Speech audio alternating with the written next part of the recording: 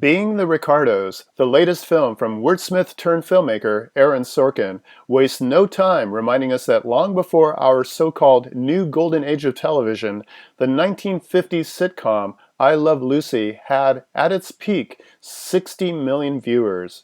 A quick Google search reveals close to three-quarters of all American households with television sets tuned in for one of the show's most watched episodes. Being the Ricardos takes a look behind the scenes of I Love Lucy as the husband and wife team of Desi Arnaz and Lucille Ball navigate a critical work week during which multiple issues threaten their insanely popular show, professional relationships, and overly scrutinized marriage. The first serious threat comes from a newspaper claiming Lucille Ball's hair isn't the only thing red, something not of minor consequence in the age of McCarthyism. The second is in the form of a tabloid photograph catching Arnaz cozying up to an attractive young woman. And, as the saying goes, baby makes three after Ball announces her pregnancy, much to the dismay of network execs and tobacco sponsors, particularly because, rather than aborting or hiding the pregnancy, Ball and Arnaz want to incorporate the impending delivery into their show's narrative. From a contemporary perspective, it's hard to understand how that could be a literal showstopper, but back in the day, even hinting at the possibility of intercourse within the artificially chaste world of TV was considered taboo. Most films based on true events should be taken with a grain of salt. Being the Ricardos is no exception.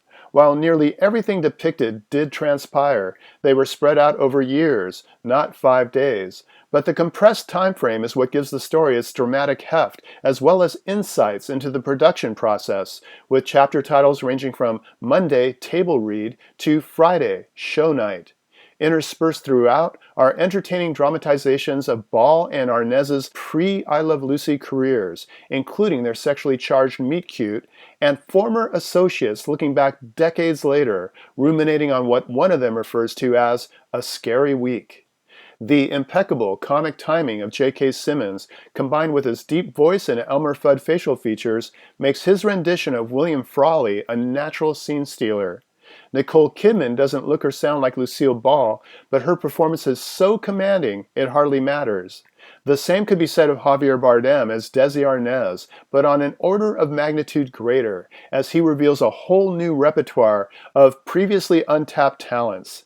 His portrayal of the Cuban nightclub performer, dancing, singing, seducing the audience, mesmerizes with the effortless flamboyance of a born entertainer. Whether it's the founder of Facebook, the Chicago 7, or network television stars, Sorkin's métier is crafting stories involving highly creative original thinkers, exploring pet themes such as the necessity of teamwork and the importance of loyalty, and taking a moralistic stance against hubris and betrayal. Ultimately, though, as with all of Sorkin's work, the main appeal of Being the Ricardos is how his script, like a glass-bottom boat, allows us to see beneath the surface of a rarefied world.